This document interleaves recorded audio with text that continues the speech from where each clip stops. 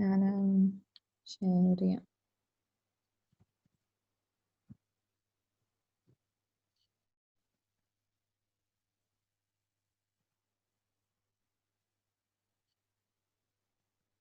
കാണാവോ? Hello. പെട്ടെന്ന് തീർക്കാം, ഒന്നുമില്ല. ഡെഫിനിഷൻ ആയിട്ട് പറയാനാണെങ്കിൽ it's a clinical syndrome characterized by pharyngitis or sore throat, cervical lymphadenopathy, fever and lymphocytosis. Mainly atypical lymphocytosis ആയിരിക്കും. അതിന്റെ വേറെ പേരാണ് എന്ത്, ഗ്ലാൻഡുലർ ഫീവർ. അപ്പം ഈ സിംറ്റംസ് എല്ലാം കൂടി കാണുന്ന ഒരു കണ്ടീഷനിൽ നമുക്ക് എല്ലാം കൂടെ കൂട്ടിയിട്ട് IMN ലൈക്ക് ഇൽനെസ് എന്നോ IMN സിൻഡ്രോം എന്നോ ഗ്ലാൻഡുലർ ഫീവർ എന്ന് വിളിക്കാം. അപ്പം അത് കോസ് ചെയ്യുന്ന ഓർഗാനിസംസ് എന്ന് പറയണേ എന്തൊക്കെയാ പറ, പണ്ട് ഞാൻ എടുത്തിട്ടുള്ളതല്ലേ. IMN ലൈക്ക് ഇൽനെസ് കോസ് ചെയ്യുന്ന virus, toxoplasma, cytomegalovirus, HIV, HHV 6 and 7, adenovirus. Hello. Okay, ഇത്രയത്തിനാണ് നമ്മൾ എന്താണ് IMN like illness IMN syndrome എന്ന് പറയണത്. ഇനി ഇതിന്റെ ഡിഫറൻഷ്യൽ ഡയഗ്നോസിസ് എന്തൊക്കെയാണെന്ന് പ്രശ്നം ഉണ്ടെന്ന് വിചാരിക്കും. ഹലോ. ഓക്കെ, അപ്പൊ തൊണ്ടവേദനയൊക്കെ ആയിട്ട് ഒരു പേഷ്യന്റ് വരാം. അപ്പൊ ഡിഫറൻഷ്യൽ ഡയഗ്നോസിസ് ചോദിക്കുകയാണെങ്കിൽ നമ്മൾ ഇപ്പൊ DD ആണ് ചോദിക്കണമെങ്കിൽ IMN എഴുതാം, പിന്നെ സ്ട്രെപ്റ്റോകോക്കൽ ഫാരിഞ്ചൈറ്റിസിന് എഴുതാം, പിന്നെ acute leukaemia. IMN, strep pharyngitis, acute leukaemia, ഇത് മൂന്നെണ്ണമാണ് DD. കോമണസ്റ്റ് ഓർഗാനിസം ആണ് ചോദിച്ചേക്കണമെങ്കിൽ IMN ആണ്, infectious. Epstein Barr virus. Okay, അതാണ് ഓർഗാനിസത്തിന്റെ പേര്. പിന്നെ എന്താണ്, അതൊരു HHV വൈറസ് ആണ്. HHV 4 ആണ് EBV. ഓക്കെ, കേൾക്കാലോ. പിന്നെ എപ്സ്റ്റീൻ ബാറിനെ കുറിച്ച് പറയാനാണെങ്കിൽ അതൊരു ഹ്യൂമൻ ഹെർപ്പസ് വൈറസ് 4 ആണ്. അതൊരു DNA വൈറസ് ആണ്. അതിന്റെ പടമൊന്നും നമുക്ക് ആവശ്യമൊന്നുമില്ല. പിന്നെ അതിന്റെ ഇതാണ് വൈറസ്, ഒരു DNA വൈറസ്. അതിന്റെ കോട്ടൺ ഇതിന്റെ ഇവിടെയുള്ള ഈ പ്രോട്ടീനുമായിട്ടാണ് നമ്മുടെ സെൽസുമായിട്ട് അറ്റാച്ച് ചെയ്യുന്നത്. B സെല്ലോ T സെല്ലോ അതിന് അറ്റാച്ച് ചെയ്യാനായിട്ട് CD21 വേണം. ഓക്കെ, CD21ലേക്കാണ് ഇത് അറ്റാച്ച് ചെയ്യുന്നത്. ഓക്കെ, ആണ് B സെല്ലിന് മുകളിലുള്ള CD21. ഇനി ഈ എപ്സ്റ്റീൻ ബാർ വൈറസ് കോസ് ചെയ്യുന്നത് വേറെന്തൊക്കെ കോസ് ചെയ്യും?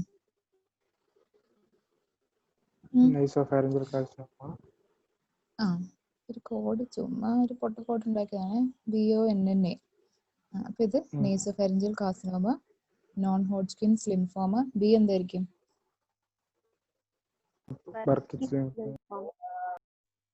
ബർക്കിറ്റ്സ് lymphoma. O oral hairy leukoplakia. പിന്നെ A എന്ന് പറയുന്നത് ഓട്ടോ ഇമ്മ്യൂൺ ആയിട്ട് വരുന്ന കണ്ടീഷൻസിലും കാണും കേട്ടോ. ഓട്ടോ ഇമ്മ്യൂൺ, ഇപ്പം ഈ IMN ഇൻഫെക്ഷൻ ഉണ്ടെങ്കിൽ ഉള്ള ഓട്ടോ ഇമ്മ്യൂൺ ആയിട്ടുള്ള കണ്ടീഷൻസിനൊക്കെ വരാന്ന് പറയുന്നുണ്ട്. SLE, റുമറ്റോയ്ഡ് ആർത്രൈറ്റിസ്, ജോഗ്രൻസ്, അങ്ങനത്തെ സാധനങ്ങൾക്കൊക്കെ വരാന്ന് പറയുന്നുണ്ട്. ഓക്കെ,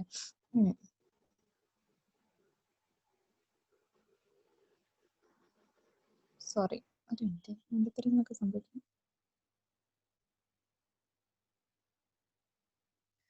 പിന്നെ നമുക്ക് എന്താ പറയാ, ട്രാൻസ്മിറ്റഡ് ബൈ സലൈവ എന്നറിയാം, കിസിങ്സ് ഡിസീസ് ആണെന്നറിയാം.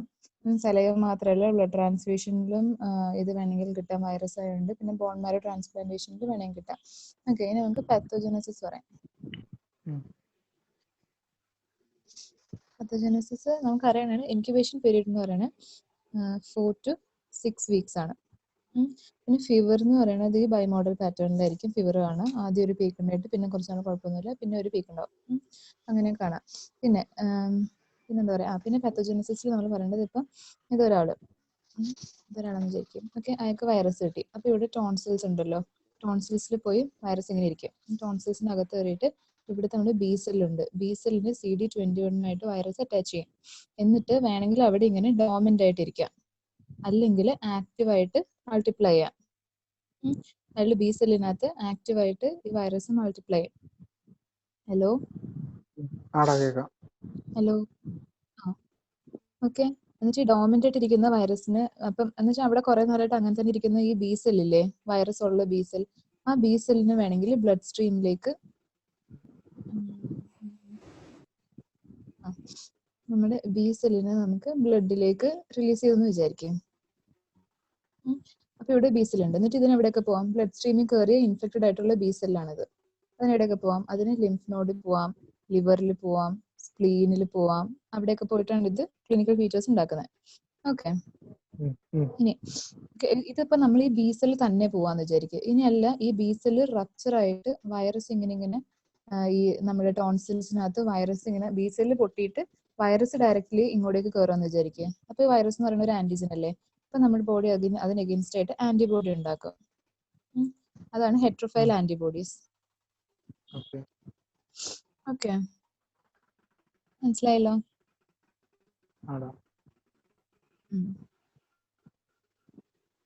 പിന്നെ ഇപ്പൊ നമ്മുടെ ഒരു ലിംഫ് നോഡിനകത്ത് കയറി. ലിംഫ് നോഡിൽ ബി സെൽ ഒരു ആന്റിജൻ പ്രസന്റിങ് സെല്ലായിട്ട് ആക്ട് ചെയ്തിട്ട് ടി സെല്ലിന് CD8 ടി സെല്ലിന് ഇത് പ്രസന്റ് ചെയ്യും. അങ്ങനെ എറ്റിപ്പിക്കൽ കുറെ, എന്നിട്ട് CD8 ഇൻഫെക്റ്റഡ് ആയിട്ടുള്ള കുറെ CD8+ ടി സെൽസ് ഉണ്ടാവുമല്ലോ, അതിനെയാണ് നമ്മൾ എറ്റിപ്പിക്കൽ ലിംഫോസൈറ്റ്സ് എന്ന് പറയണത്. ഇൻഫെക്റ്റഡ് ടി സെൽസിനെയാണ്, CD8+ ടി സെൽസിനെയാണ് എറ്റിപ്പിക്കൽ ലിംഫോസൈറ്റ്സ് എന്ന് പറയുന്നത്. എന്നിട്ട് നമ്മുടെ ബ്ലഡിനകത്ത് നിന്ന് ആന്റിബോഡി ഉണ്ടായ പോലെ ഇതിനകത്ത് ബി സെല്ല്, ഇൻഫെക്റ്റഡ് ആയിട്ടുള്ള ബി സെല്ല് പ്ലാസ്മ സെല്ലാവും. പ്ലാസ്മ സെൽസ് എന്താവും? ആന്റിബോഡി അല്ലേ ആവുക. എന്നിട്ട് അവരുണ്ടാക്കുന്ന ആന്റിബോഡീസ് എന്ന് പറയുന്നത് അതാണ്. ഏതൊക്കെയാ ഓർമ്മയുണ്ടോ? വൈറൽ ക്യാപ്സിഡ് ആന്റിജന്റെ 2 ടൈപ്സ്, IgMഉം IgGയും ഉണ്ടാക്കും. പിന്നെ ഏർലി ആന്റിജൻ എന്ന് പറഞ്ഞിട്ട് ആന്റിജൻ ഉണ്ടാക്കും. പിന്നെ എപ്സ്റ്റീൻ ബാർ ന്യൂക്ലിയർ ആന്റിജൻ എന്ന് പറഞ്ഞിട്ടൊക്കെ ഇതൊക്കെ ഉണ്ടാക്കും. ഈ ഓർത്താ മതി, ഏർലി ആന്റിജൻ ഒരു ഡിസീസ് ഉള്ള ഫേസിലാണ് വരിക. IgMഉം ആദ്യമല്ലേ വരിക, ഉണ്ടായ ഉടനെയാണ് IgMഉം വരിക. പിന്നെ ഈ ന്യൂക്ലിയർ ആന്റിജൻ എന്ന് പറയുന്നത് എപ്പോഴുണ്ടാവുക? വൈറസ് പൊട്ടി അതിനകത്തുള്ള ന്യൂക്ലിയസ് പുറത്തു വരണം. അപ്പൊ ഇത് ലേറ്റ് ആയിട്ടുള്ള ഫേസിലാണ് ഉണ്ടാവുക. പിന്നെ IgGയും ലേറ്റ് ആയിട്ടുള്ള ഫേസിൽ ഉണ്ടാവുക. ഓക്കെ. പിന്നെ ലിവർ, അത്രേ ഉള്ളൂ പാത്തോജനസിസ് എന്ന് പറയാനായിട്ട്. അപ്പം ടോൺസിൽസ് ഇരിക്കുമ്പോൾ അത് ഫാരഞ്ചൈറ്റിസ് ഉണ്ടാക്കും. ലിംഫ് നോഡിൽ പോയ എന്തുണ്ടാക്കും? ലിംഫാഡിനോപ്പതി ഉണ്ടാക്കും. ലിവറിലും സ്പ്ലീനിലും പോയ ഹെപ്പറ്റോമെഗാലി, സ്പ്ലീനോമെഗാലി ഒക്കെ ഉണ്ടാക്കും. ഓക്കെ. പിന്നെ ഇത് ഉണ്ടാക്കുന്നത് മോണോക്ലോണൽ ആവാം, പോളിക്ലോണൽ ആവാം. ആന്റിബോഡീസ് ഇല്ലേ, ഈ ബ്ലഡിൽ നിന്ന് ഡയറക്റ്റ് ഉണ്ടാക്കിയ ആന്റിബോഡി ഇല്ലേ, ഹെട്രോഫൈൽ ആന്റിബോഡീസ്, അവര് മോണോക്ലോണൽ ആവാം, പോളിക്ലോണൽ ആവാം. മോണോക്ലോണൽ ആണെങ്കിലാണ് മറ്റേ നോൺ ഹോഡ്സ്കിൻസ് ലിംഫോമ, ബർക്കിറ്റ്സ് ഒക്കെ ഉണ്ടാക്കുന്നത്. പോളിക്ലോണൽ ആണ് ഇതുണ്ടാക്കുന്നത്. എന്താണ് എന്തൊക്കെ പറഞ്ഞിട്ടുണ്ട്? IMN ഉണ്ടാക്കുന്നത്. ഓക്കെ, സ്റ്റോപ്പ് ചെയ്യണേ. എങ്ങനെയായിരുന്നു സ്റ്റോപ്പ് ചെയ്യുന്നത്? എന്തോ താഴെ നടക്കും. കിട്ടി. അത്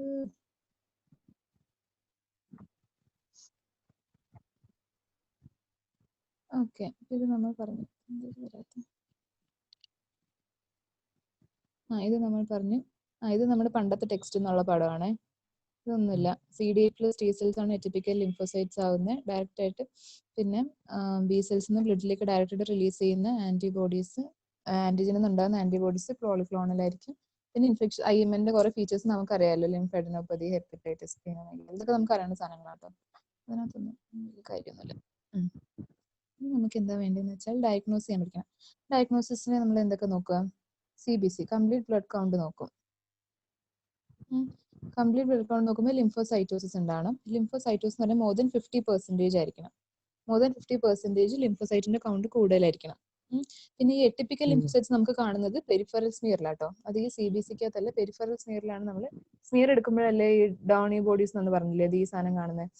എറ്റിപ്പിക്കൽ ലിംഫോസൈറ്റ്സ് സ്മിയർ എടുക്കുമ്പോഴാണ് അത് കാണാം. അത് മോർ ദാൻ 10% ആയിരിക്കണം. ഓക്കെ, അങ്ങനെ ഉണ്ടെങ്കിൽ അതിന് ഡൗണി ബോഡീസ് എന്ന് പറയുന്നത്. പിന്നെ പറഞ്ഞത് SGOT SGPT കൂടിയാല് ട്രാൻസ് എമൈറ്റിസിന്റെ കാര്യം പറഞ്ഞു. പിന്നെ ഹെട്രോഫൈൽ അഗ്ലൂട്ടിനേഷൻ ടെസ്റ്റ് അല്ലെങ്കിൽ മോണോസ്പോട്ട് ടെസ്റ്റ് പറഞ്ഞു. ഈ സാധനം വെച്ചാൽ സ്പെസിഫിക് ആണ്, മോർ സ്പെസിഫിക് ആണ്, പക്ഷെ സെൻസിറ്റീവ് അല്ല. അതുകൊണ്ട് ഈ ടെസ്റ്റ് ഇപ്പം മോണോസ്പോട്ട് ടെസ്റ്റ് അധികം ചെയ്യാറില്ല എന്നൊക്കെയാണ് കേൾക്കുന്നത്. പക്ഷെ എന്നാലും നമുക്ക് പഠിക്കാൻ ഇമ്പോർട്ടൻസ് ഉള്ളതുകൊണ്ട് കേട്ടിരുന്നതാണ്. ഹെട്രോഫൈൽ അഗ്ലൂട്ടിനേഷൻ ടെസ്റ്റ് എന്ന് വെച്ചാൽ പേഷ്യന്റിന്റെ സെറം എടുക്കും. പേഷ്യന്റിന്റെ സെറത്തിൽ എന്തുണ്ട്? നമ്മുടെ ബോഡി പ്രൊഡ്യൂസ് ചെയ്ത ആന്റിബോഡി ഉണ്ട്. നമ്മൾ ഹോസിന്റെയോ ഷീപ്പിന്റെയോ ബ്ലഡ് എടുക്കും. എന്നിട്ട് അപ്പൊ അതിനകത്ത് അവരുടെ RBCയിൽ, ഹോസിന്റെ ഷീപ്പിന്റെ RBCയിൽ ഒരു പർട്ടിക്കുലർ ആന്റിജൻ ഉണ്ട്. ആ ആന്റിജൻ ഈ IMN ആന്റിബോഡി ആയിട്ട് അഗ്ലൂട്ടിനേറ്റ് ചെയ്യും. Okay, hello. അപ്പൊ ഇവരുടെ ബോഡിയിൽ ഹോസിന്റെ ബ്ലഡിനകത്തുള്ള ഒരു RBC നമ്മൾ ഇതിലേക്ക് ഇട്ടുകൊടുത്തു. അപ്പൊ ഇവിടെ ഉള്ളൊരു ആന്റിജനും നമ്മൾ ഇട്ടുകൊടുത്ത ഒരു ആന്റിബോഡിയും തമ്മിൽ റിയാക്ട് ചെയ്യും. അങ്ങനെ റിയാക്ട് ചെയ്യുമ്പോൾ എന്ത് പറ്റും? ക്രോസ് റിയാക്ട് ചെയ്തിട്ട് അഗ്ലൂട്ടിനേഷൻ ഉണ്ടാവും. It agglutinates with heterophile antibodies which is present in the patient's serum. Okay. അപ്പൊ അഗ്ലൂട്ടിനേറ്റ് ചെയ്യുവാണെങ്കിൽ എന്താണ് അർത്ഥം? പേഷ്യന്റിന്റെ ബോഡിയിൽ ആന്റിബോഡി ഉണ്ട്, അതായത് പേഷ്യന്റ് പോസിറ്റീവ് ആണ്. ഇതാണ് ഹെറ്ററോഫൈൽ അഗ്ലൂട്ടിനേഷൻ ടെസ്റ്റ്. ഈ ടെസ്റ്റ് മോർ സ്പെസിഫിക് ആണ് ദാൻ സെൻസിറ്റീവ്. ഓക്കെ, ടെസ്റ്റ് മനസ്സിലായില്ലേ? പറയണോ? ഒന്നൂടെ പറയണോ?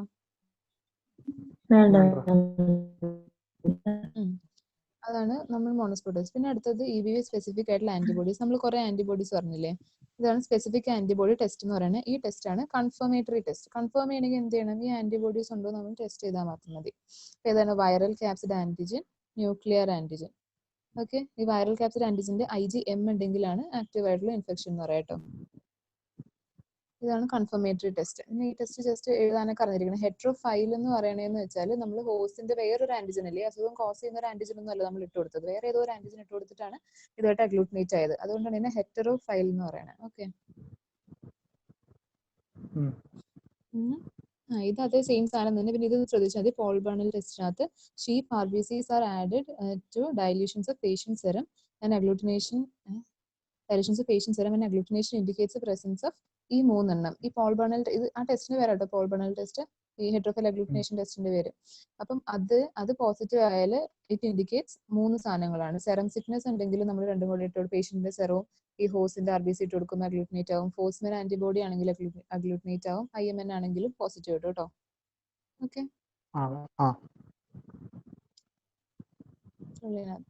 ഇതൊന്നുമില്ല. ഇത് പ്രൈമറി ഇൻഫെക്ഷൻ. ഏർലി ഇൻഫെക്ഷൻ പറഞ്ഞില്ലേ, വൈറൽ ക്യാപ്സിഡ് ആന്റിജന്റെ IgM കിട്ടും, പിന്നെ ഏർലി ആന്റിജൻ, അത് രണ്ടും പോസിറ്റീവ് ആയിരിക്കും. കൺവാലസൻസ് അല്ലെങ്കിൽ ലേറ്റ് ഫേസിലാണെങ്കിൽ, ഇപ്പം പേഷ്യന്റ് റിക്കവറി ഫേസിലാണെങ്കിൽ ഇതിന്റെ IgGയും എപ്സ്റ്റീൻ ബാർ ന്യൂക്ലിക് ആസിഡും ആയിരിക്കും.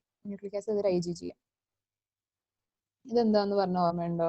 ഈ പേഷ്യന്റിന് ആംപിസിലിൻ കഴിക്കുമ്പോൾ റാഷ് വരും. Ampicillin induced rash. IMN patient നമ്മൾ ആംപിസിലിൻ അമോക്സിലിൻ ഒന്നും കൊടുത്തുവിടാം. പിന്നെ കോംപ്ലിക്കേഷൻസ്.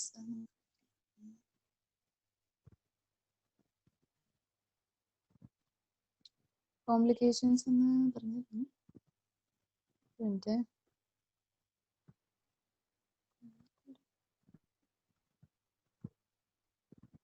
കളർ എനിക്ക് മാറ്റാൻ പറ്റുന്നില്ല. കോംപ്ലിക്കേഷൻസ് ആദ്യം നമ്മൾ പറയേണ്ടത് എന്താണ്? ആദ്യം നമ്മൾ പേടിക്കുന്നത് സ്പ്ലീനിന്റെ റപ്ചർ ആണ്. സ്പ്ലീനിലല്ലേ, സ്പ്ലീനോമെഗാലി ഉണ്ട്, സ്പ്ലീൻ റപ്ചർ ആവാണ്ട് നോക്കാം. പിന്നെ നമ്മൾ തൊണ്ടവേദന ഉണ്ടെന്ന് പറഞ്ഞില്ലേ, അവിടെ ടോൺസിസ് എല്ലാം കൊണ്ട് വലുതായിട്ട് അപ്പൊ റെസ്പിറേറ്ററി ഒബ്സ്ട്രക്ഷൻ ഉണ്ടാവാം.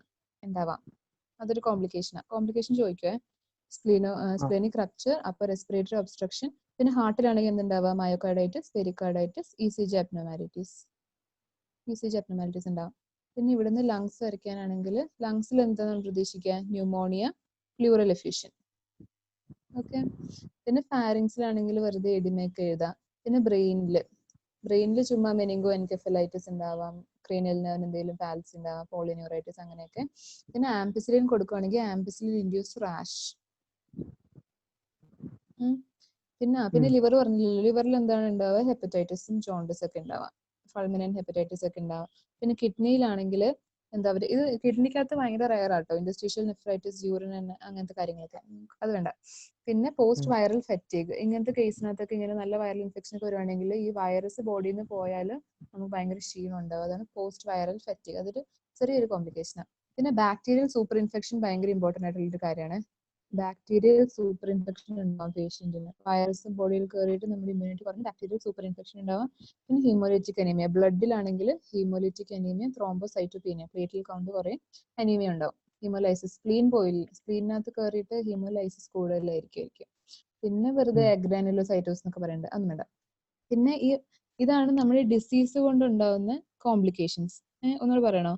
റെസ്പിറേറ്ററി ഒബ്സ്ട്രക്ഷൻ, സ്പ്ലെനിക് റപ്ചർ ഉണ്ടാവുക, ഹാർട്ടിൽ മയോകാർഡൈറ്റിസ്, പെരികാർഡൈറ്റിസ്, ECG അബ്നോമാലിറ്റീസ്, പിന്നെ മറ്റേ ആംപിസിലിൻ ഇൻഡ്യൂസ്ഡ് റാഷ്, ലങ്സിലാണെങ്കിൽ ന്യൂമോണിയ, പ്ലൂറൽ എഫ്യൂഷൻ. മറ്റേ ഇതിങ്ങനെ പടം വരച്ച് ചുമ്മാ തള്ളിയാൽ മതി കേട്ടോ. ഹെപ്പറ്റൈറ്റിസ്, ജോണ്ടിസ്, എല്ലാ ഓർഗനിനെയൊക്കെ പറയാം. ബാക്ടീരിയൽ സൂപ്പർ ഇൻഫെക്ഷനും ബ്ലഡിലാണെങ്കിൽ ഹീമോലിറ്റിക് അനീമിയ, ത്രോംബോസിസ് സാധനങ്ങളൊക്കെ.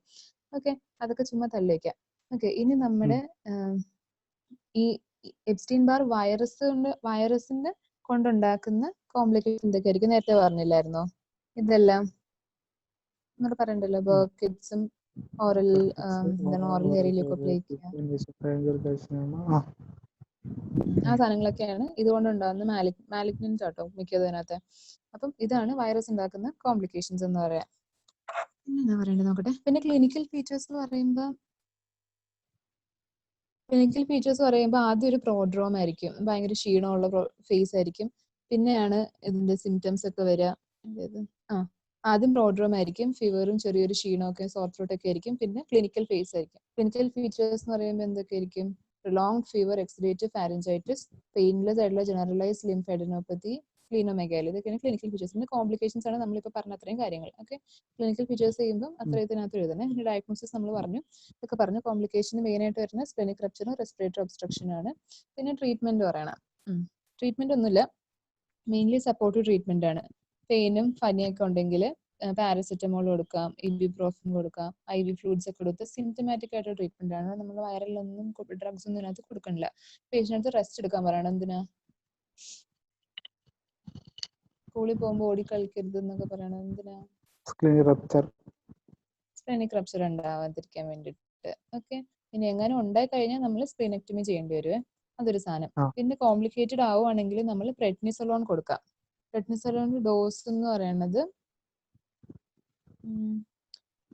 പ്രെഡ്നിസോലോൺ പിള്ളേരിലാണെങ്കിൽ 1 mg/kg ഫോർ 7 days കോംപ്ലിക്കേഷൻ ഉള്ളപ്പം, അല്ലെങ്കിൽ 30 mg for 5 days. Okay, 1 mg/kg for 7 days, 1 mg/kg for 7 days, 30 mg for 5 days. എന്നിട്ട് സ്റ്റിറോയിഡ് ആയതുകൊണ്ട് നമ്മൾ ടേപ്പർ ചെയ്തിട്ടേ നിർത്താവുള്ളൂ കേട്ടോ. അങ്ങനെയൊക്കെ ചുമ്മാ തട്ടണം.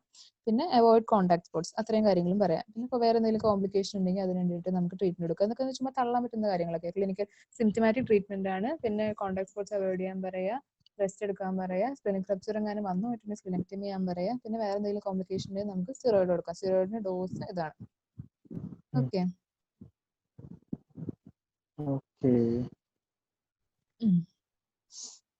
കോംപ്ലിക്കേഷൻ ഇതൊക്കെ ആയിട്ടോ. നേരത്തെ നമ്മൾ പറഞ്ഞില്ലായിരുന്നോ?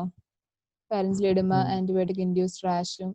ഇത് ഞാൻ ജസ്റ്റ് പടമൊക്കെ ചെയ്യുന്നേ ഉള്ളൂ. ന്യൂറോളജിക്കൽ, ഹെമറ്റോളജിക്കൽ, റീനൽ, കാർഡിയാക്കം, അങ്ങനത്തെ കാര്യങ്ങളൊക്കെ. Okay, malignancy.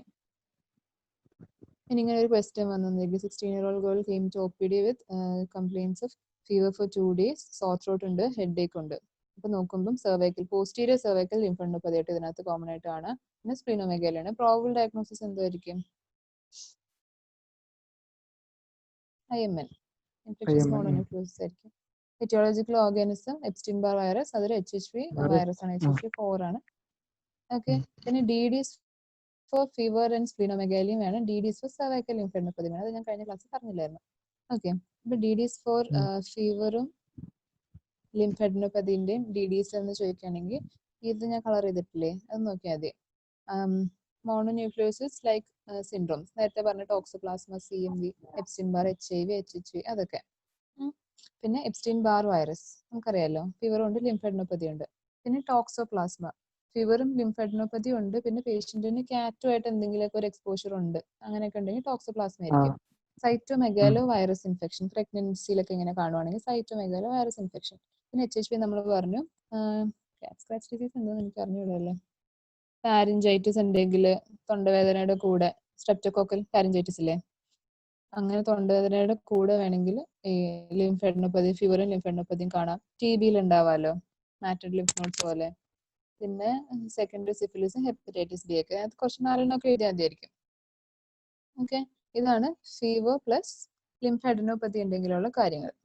ഓക്കെ, പിന്നെ സാർക്കോയിഡോസിസ് വരാം കേട്ടോ. സാർക്കോയിഡോസിസിനകത്ത് ലിംഫോഡെനോപ്പതി, നമ്മുടെ സെർവൈക്കൽ ലിംഫോഡെനോപ്പതി ഉണ്ടാവും. പിന്നെ കൂടാണ്ട് ബൈലാറ്ററൽ ഹൈലാർ ലിംഫോഡെനോപ്പതി ഇല്ലേ, മീഡിയസ്റ്റീനത്തിലുള്ള ബൈലാറ്ററൽ ഹൈലാർ ലിംഫോഡെനോപ്പതിയും കൂടെ ഉണ്ടെങ്കിൽ സാർക്കോയിഡോസിസ് അല്ലെങ്കിൽ ഹിസ്റ്റോസൈറ്റോസിസ് എന്ന് പറഞ്ഞിട്ടൊരു സാധനം ഉണ്ട്. അതെന്ത് ഫംഗസ്, അതുണ്ടെങ്കിൽ എന്താണ് സാർക്കോയിഡോസിസ് ആയിരിക്കും.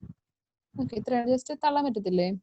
തൊണ്ടവേദനയും ലിംഫോഡെനോപ്പതിയും പനിയും ഉണ്ടെങ്കിൽ അന്നെങ്കിൽ IMN നമ്മൾ നേരത്തെ പറഞ്ഞ IMN ലൈക്ക് ഇൽനെസ്സിലെല്ലാം എഴുതാം. അപ്പൊ കുറെ ആയി. പിന്നെ എപ്സ്റ്റീൻ ബാർ വൈറസ് എഴുതാം. പിന്നെ ഇല്ലാത്ത എന്താ ഉള്ളത്? ഫാരിഞ്ചൈറ്റിസ് എഴുതാം, TB എഴുതാം. ഓക്കെ, പിന്നെ പറഞ്ഞുള്ളത് cause splenomegaly in fever, fever with splenomegaly. അപ്പൊ നമുക്ക് ഇൻഫെക്ഷൻ ഒക്കെ ഉണ്ടെങ്കിൽ വൈറൽ ഇൻഫെക്ഷൻ, ബാക്ടീരിയൽ ഇൻഫെക്ഷൻ ഏതൊക്കെ ആയിരിക്കും? IMN നമ്മൾ സ്പ്ലീനോമെഗാലി പറഞ്ഞു. ഹെപ്പറ്റൈറ്റിസിൽ മറ്റേ പോർട്ടൽ വെയിൻ്റെ എന്തോ കണക്ഷൻ ഒക്കെ കൊണ്ട് അപ്പുറത്തോട്ട് പോയി എന്തൊക്കെയോ വരും. ഹെപ്പറ്റൈറ്റിസിൽ സ്പ്ലീനോമെഗാലി വരും. പിന്നെ സൈറ്റോമെഗാലോസ്, IMN ലൈക്ക് ഇൽനെസ് ഒക്കെ നമുക്ക് ഇതിനകത്ത് എഴുതാം. ഓക്കെ. പിന്നെ എന്താ സാൽമോണല്ല, ബ്രുസെല്ല. ഈ മിൽക്കുമായിട്ടൊക്കെ എന്തെങ്കിലും എക്സ്പോഷർ ഉണ്ടെങ്കിൽ ബ്രുസെല്ല. ഓക്കെ, സ്പ്ലീനോമെഗാലി എന്തെങ്കിലും മിൽക്കിന്റെ എക്സ്പോഷർ ഉണ്ട്, ബ്രുസെല്ല അല്ലെങ്കിൽ സാൽമോണല്ല, TB എല്ലാം അങ്ങോട്ടും ഇങ്ങോട്ടൊക്കെ എഴുതാം. ഓക്കെ.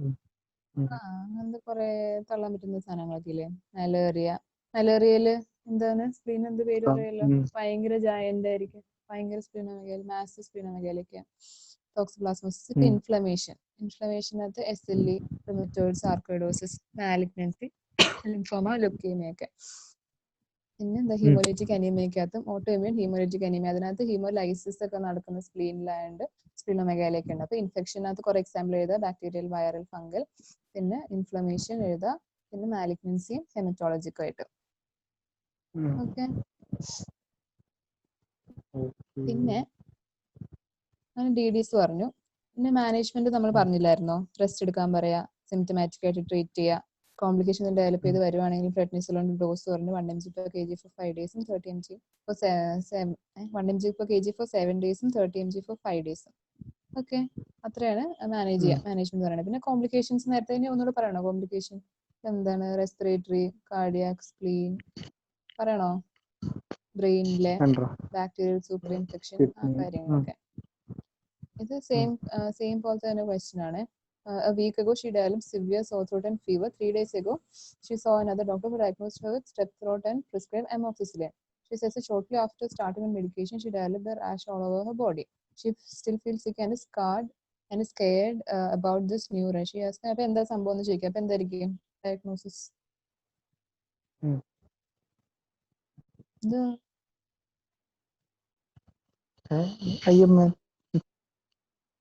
IMN അല്ല, ampicillin induced rash in a patient with IMN. അതന്നെ ശ്രദ്ധിക്കണം, IMN ആണ്. ഓക്കെ, ഇത് തന്നെ ലാസ്റ്റ് സ്ലൈഡ്. ഇത് നമ്മുടെ മറ്റേ കൊളാട്രൽ ഉള്ളതാണ്. അപ്പം ഈ സെയിം കേസ് തന്നെ DDs ചോദിച്ചാൽ differential diagnosis IMN, strep pharyngitis, acute leukaemia. Positive organism HHV4 ആണത്, Epstein Barr virus.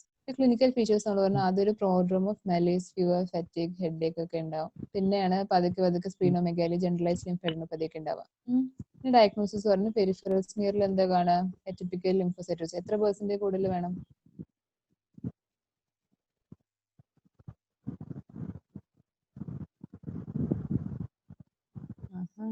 10%.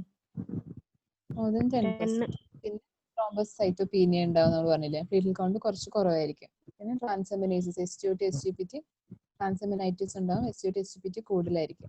Paul ബണൽ test, പിന്നെ മറ്റേ മോണോസ്പോട്ട് ടെസ്റ്റിന്റെ കാര്യം നമ്മൾ പറഞ്ഞു. പിന്നെ സ്പെസിഫിക് ആയിട്ടുള്ള ആന്റിബോഡി ടെസ്റ്റുകൾ. ഓക്കെ, കോംപ്ലിക്കേഷൻസ് മറ്റേ പടവോർത്ത് എഴുതിയാൽ മതി. മെയിനായിട്ട് കാണുന്ന സ്പെനിക് റപ്ചറും എയർ ഒബ്സ്ട്രക്ഷൻ ഒക്കെ ആട്ടോ, മെനിഞ്ചൈറ്റിസ്, ത്രോംബോസൈറ്റോപീനിയ ഒക്കെ. ട്രീറ്റ്മെന്റ് ആണ് പറഞ്ഞല്ലോ, prednisolone supported treatment, prednisolone 1 mg per kg for 7 days അല്ലെങ്കിൽ 30 mg per kg 30 mg for 5 days in case of complications. അത്രേ ഉള്ളൂ.